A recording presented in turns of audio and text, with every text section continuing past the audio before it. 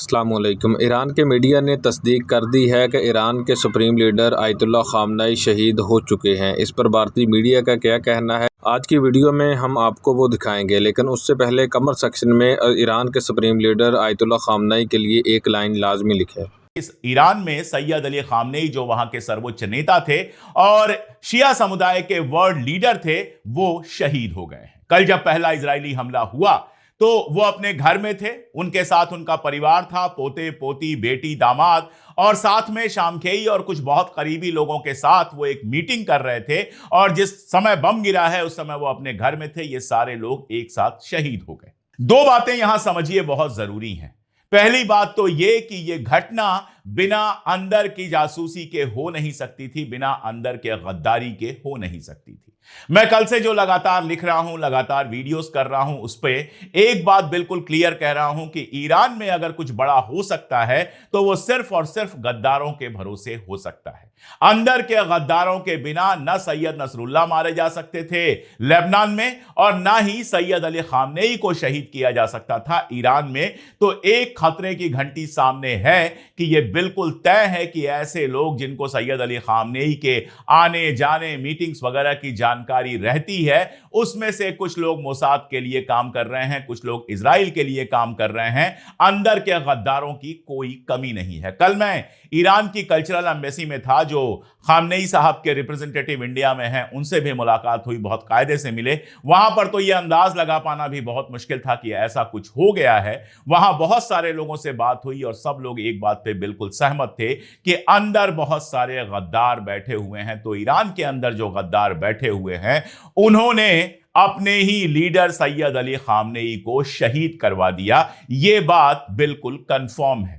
जब तक यह पक्की जानकारी नहीं होती कि वो वहां पर हैं, ऐसा मुमकिन था ही नहीं। और ऐसी पक्की जानकारी सिर्फ और सिर्फ अंदर के वो लोग दे सकते हैं जिनके पास यह जानकारी रहती है कि ईरान के सर्वोच्च लीडर कहां जा रहे हैं, कहां आ रहे हैं। खामनेई साहब शहादत से डरने वालों में से नहीं थे। एक बहुत पुराना वीडियो, जब से यह खबर आई है, लगातार वो वीडियो मेरे सामने नाच रहा है। वो वीडियो मैं लगातार 2 बार देख भी चुका, जिसमें एक बहुत छोटा सा बच्चा आता है और वो कहता है खामनेई साहब से कि मैं शहीद होना चाहता हूं।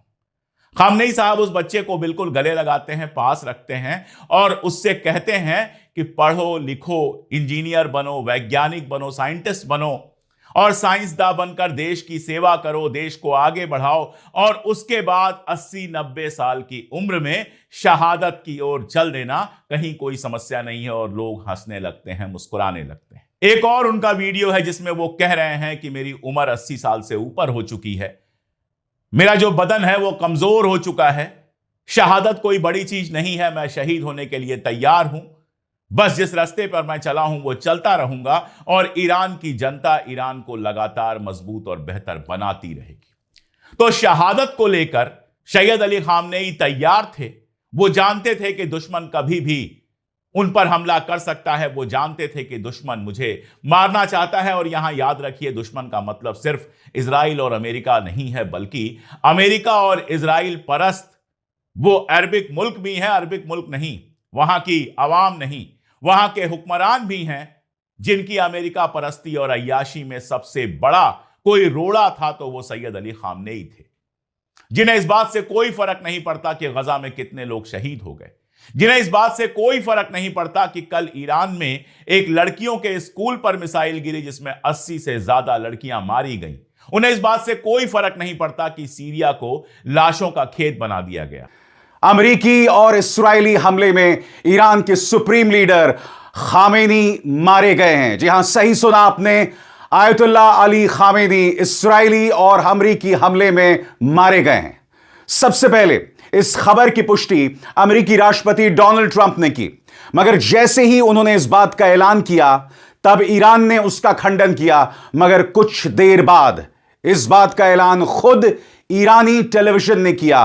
मगर हकीकत यह दोस्तों कि ईरान के इतिहास के पहले सुप्रीम लीडर हैं खामेनी, जो एक हमले में मारे गए हैं और कहीं ना कहीं अमेरिका और इस्राएल ने उन्हें शहीद बना दिया है, उनका दर्जा इतना बड़ा कर दिया है जिसकी बराबरी ईरान के इतिहास में कोई नहीं कर सकता। नाजरीन, मज़ीद वीडियो कुछ सेकंड के बाद आपके साथ शेयर करते हैं। ईरान के सुप्रीम लीडर आयतुल्लाह खामनेई के हवाले से बड़ी खबर सामने आई है जिसने पूरे खित्ते को हिलाकर रख दिया है। आपको बताते चलें कि ईरान के सुप्रीम लीडर आयतुल्लाह खामनेई 1999 में ईरान के सुप्रीम लीडर बने। इससे पहले ईरान के सदर भी रह चुके थे।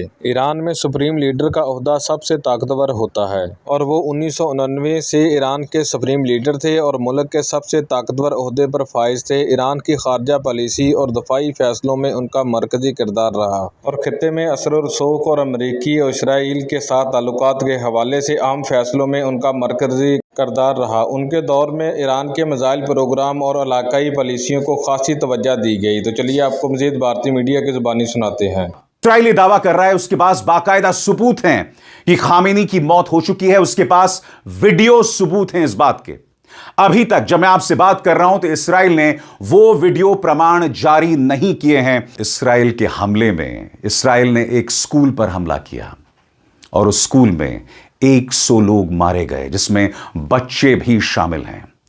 सबसे शॉकिंग बात दोस्तों, जब वो हमला हुआ था तो उसकी आलोचना मध्य पूर्व में किसी मुस्लिम देश ने नहीं की। सही सुना आपने, सब लोग ईरान की आलोचना कर रहे थे।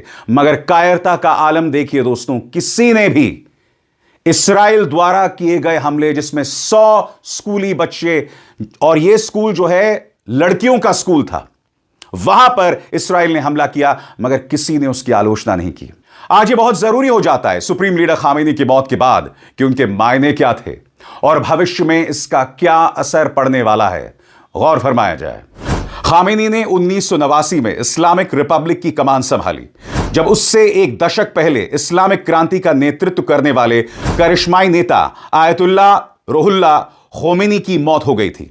जहां खोमेनी उस क्रांति के वैचारिक ताकत थे जिसने रजा पहलवी राजशाही को खत्म किया, वहीं खामेनी ने ईरान की सेना और अर्ध सैनिक ढांचे को आकार दिया।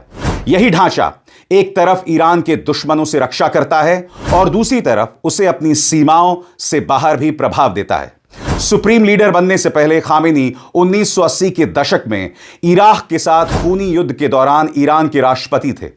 उस लंबी और थका देने वाली लड़ाई और इस बात ने कई पश्चिमी देशों ने इराकी नेता सद्दाम हुसैन का साथ दिया।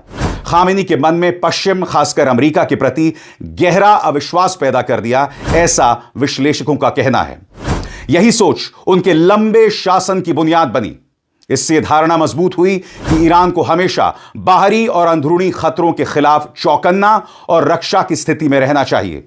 ईरान मामलों के विशेषज्ञ और Iran's grand strategy a political history के लेखक वली नस्र कहते हैं, लोग ईरान को एक धार्मिक शासन थियोक्रेसी के रूप में देखते हैं क्योंकि खामेनी पगड़ी पहनते हैं और राज्य की भाषा धर्म से जुड़ी है, लेकिन असल में वो एक युद्धकालीन राष्ट्रपति थे। जी तो नाज़रीन, ये थी हमारी आज की वीडियो। मज़ीद इन्फॉर्मेशन के लिए चैनल को लाजमी सब्सक्राइब कर लें और वीडियो को लाइक एंड शेयर भी लाजमी कर दें।